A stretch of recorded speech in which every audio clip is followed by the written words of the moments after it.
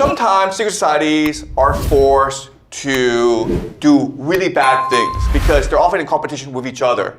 And in this competition, it's always a question of like, who's more evil, okay? So what they figured out is this. They figured out how to structure their secret societies, okay? This hierarchy. Sorry, hierarchy. Okay, so these are the people at the top, the landlords.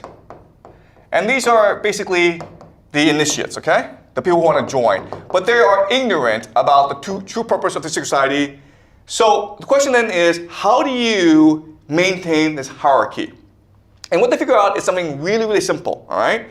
It's really simple human psychology.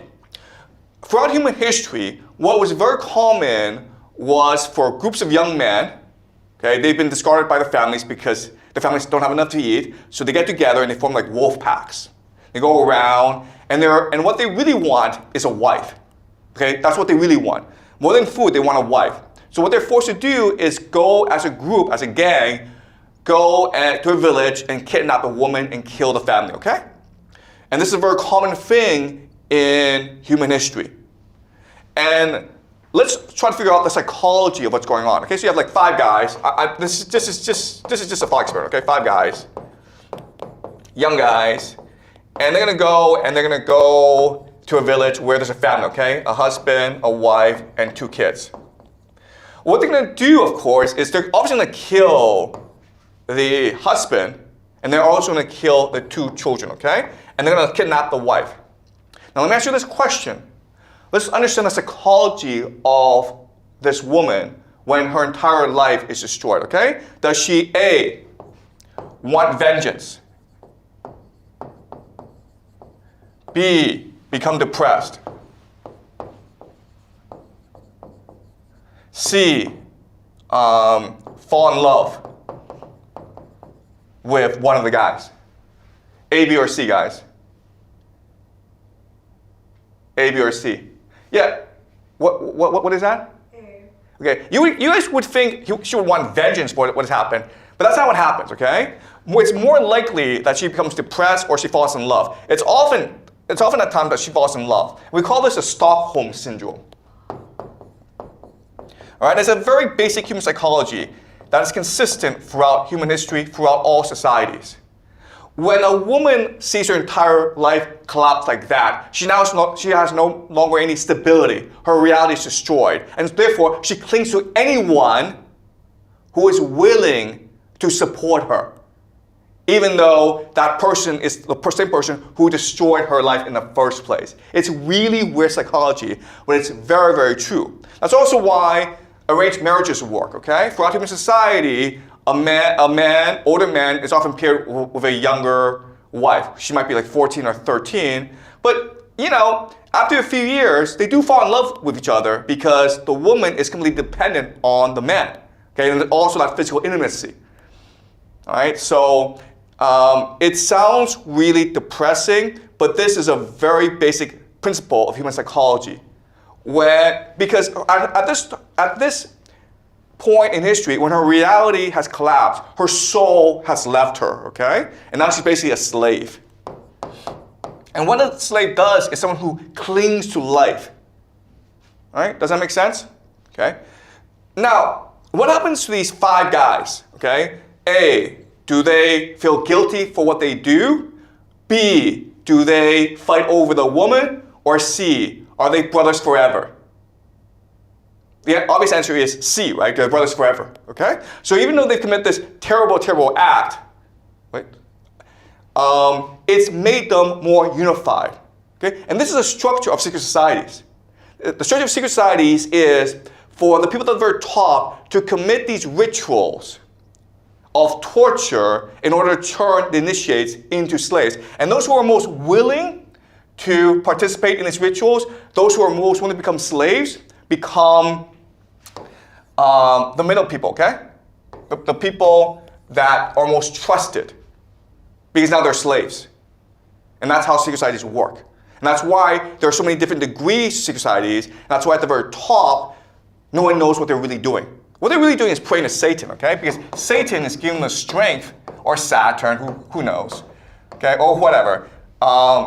Saturn or Satan is given the strength in order to torture these initiates, so these initiates become their slaves for life. And then these initiates are given limitless wealth and power because they are now completely loyal, dependent on the master. All right? All right, this sounds confusing, but let's use another example. All right, so Spartans. Sparta. So Sparta, remember, Sparta is a war society, a militaristic society that is intent on maintaining control over its slaves, okay, the Helots. And the Helots outnumber the Spartans 10-1. So these Spartans need to be really cohesive as a society. They need to fight and die for each other. So their education system is like this. At 5 or 6, the Spartan child is taken away from the parents, okay? And this obviously creates fear and anxiety.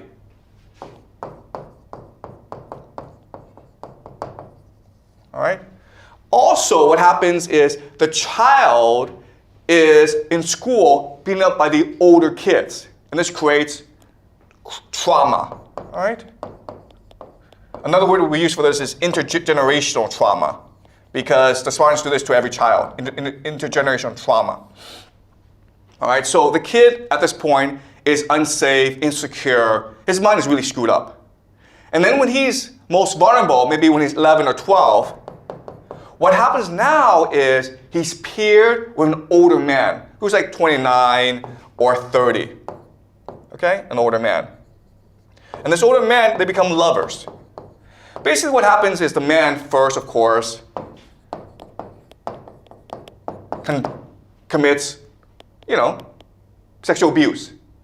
But again, because the child is traumatized, because the child has no bearings, no reality, doesn't believe anyone in this world loves him, even though the man is being abusive to him, he falls in love with the man. And as a result, the boy will do anything that the man orders him to do, okay? So what happens is this man becomes his general, and he becomes a soldier or an officer. And that's why the Spartans are so fearless, okay? Because the soldiers are completely loyal to the generals because they were once lovers. The soldier feels as though this general, who I must obey, he saved my life when I most needed it, when my parents abandoned me, when I was being beat up every day, when I felt complete insecurity, when I was traumatized. He came and he gave me a home, and therefore I must die for him. Okay? And guys, look, listen, this sounds weird, but if you go to the inner city gangs in America or anywhere in the world, okay, these drug cartels in Mexico, they use the same principles as the Spartans. Okay, these young boys, 13, 14, they have no fathers. They're put in a gang, they're abused, and then the gang leader treats them well. They might have some, sex, and then these boys are completely loyal to the gang leaders. Same thing if you go to these child armies in Africa. Okay, very basic principle that every human understands. If you abuse a child and then be nice to that child is obedient to you forever. This is how secret societies behave, okay? One last example. Okay, so in history, there was a very famous secret society called the Assassins. You may have played the video game Assassin's Creed, okay? Why are they called assassins? Because of the word hashish. Hashish is a drug like marijuana, right? It's a hallucinogen. Okay? So the way these societies would work is, if you're a new member, I would make you have hashes, okay? Hashes. And your mind would become blurry. You feel as though you're in a dream. And then what would happen is I put you in a room, and you're basically like drunk, okay? And then these young men would come and pleasure you. And then you would wake up in your home, and you would think this was a dream, okay? And your master would tell you, this is what paradise is like. All right? This is what heaven is like. If you do what I tell you, I guarantee you, you will go to heaven where 10,000 virgins will pleasure you for all of eternity. Okay? And this turns these assassins into the most dedicated killers. Again, I keep on saying this, it's really hard to convince someone to go kill another person. But these assassins are willing to do whatever it takes in order to enter paradise. Okay? So, guys, this combination, sex plus trauma plus hallucinogens or hallucinogens, psychedelics, okay? These three things, psychedelics, drugs, sex plus trauma, they create the perfect slaves, okay? Slaves. Because now what you can do is you can take these slaves and then have them infiltrate other secret societies. They become the perfect spies because they are forever loyal to you, okay? They're completely emotionally dependent on you, and they will do what it takes in order to please you. But you have to like train them from an early age, okay? And this is how these secret societies, they fight each other. They recruit an army of young kids. They traumatize, brutalize these kids to train them to be spies, to be killers, and then they will unleash these kids on other secret societies and their enemies as well, like the assassins did, okay? Does that make sense? Okay, you have a question?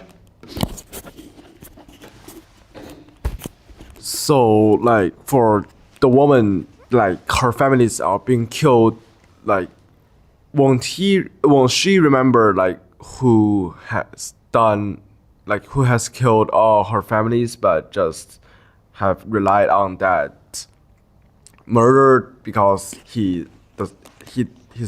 Yeah, I understand the question. Okay, it's a good question. Okay, the answer is this: in psychology, what you learn is that when you're traumatized, what happens to you? What happens to you? You're not there. The word is disassociation. Okay, you're not there. You don't remember anything because your mind would explode, or your system would collapse if you actually remember in detail what happened. So your mind disassociates. You're not there. You don't remember anything.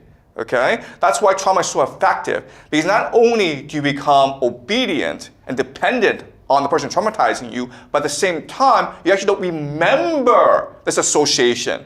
Okay? So the person who really controls you, you forget. Your handler, okay? Your handler is someone that is at the back of your mind. But even if you don't know that person, what happens if that person comes before you and tells you what to do, you obey. Okay? It's almost as though the handler has programmed you, and only he knows the password. So this is what we call programming. And this is what they did with MK Ultra. Okay? MK Ultra, MK Monarch. Okay? But it's a very common thing. We've been doing this for thousands of years in every single society because it works and it's easy and it's effective. Okay? Right? Does that make sense?